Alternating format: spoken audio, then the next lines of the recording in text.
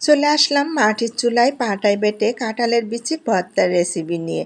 কি এখনো খাওয়া হয়নি? তো তাহলে চলুন রেসিপিটি সম্পূর্ণ দেখে নেওয়া যাক। প্রিয় দর্শক, আসসালামু আলাইকুম। আশা করি সবাই ভালো আছেন।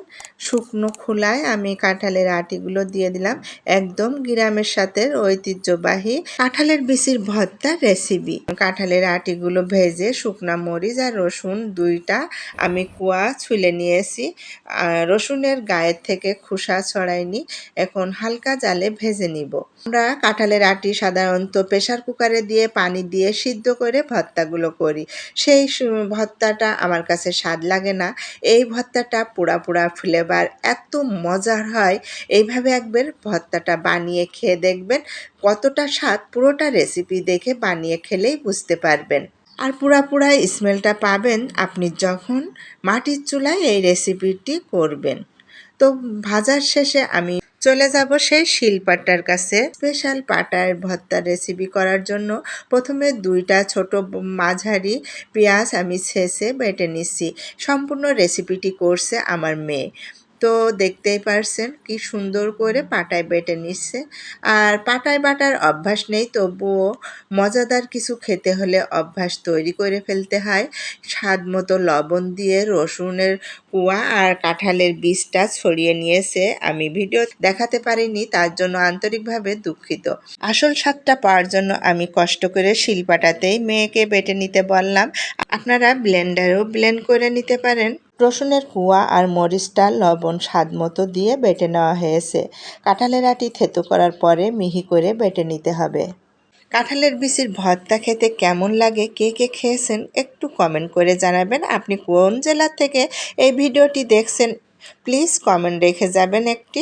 কি শিলপাটায় বেটে কখনো কি কাঁঠালের বিচি দিয়ে ভাত মেখে খাওয়া হয়েছে? না খাওয়া হলে কিন্তু আপনি এখনই এই রেসিপিটি দেখে কাঁঠালের বিচির ভর্তা তৈরি করে পাটায় বেটে আপনি গ্রামের আসল স্বাদটা পেতে পারেন। গ্রাম কার কার ভালো লাগে সেই ফিলটা আপনার ভিতরে চলে আসবে। তো আরও ভর্তার রেসিপিটি আরও মজা মুখরোচক হয়ে উঠবে। তো আস্তে আস্তে আমার মেয়ে ফুল বাটনাটা বেটে ফেললো। এখন সব এক জায়গায় গুছিয়ে নিয়ে পরিমাণ মতো সরিষার তেল দিয়ে দিল। সরিষার তেলটা একটু বেশি করে দিতে হবে। সাথে আছে শুকনো মরিচের ফ্লেভার, আর এখন দেয়া হলো সরিষার তেল। সরিষার ঝাঁঝে ভর্তাটা হয়ে ওঠে আরও মুখরোচক। সরিষার তেল দিয়ে খুব ভালো করে মিশিয়ে নেওয়া হচ্ছে।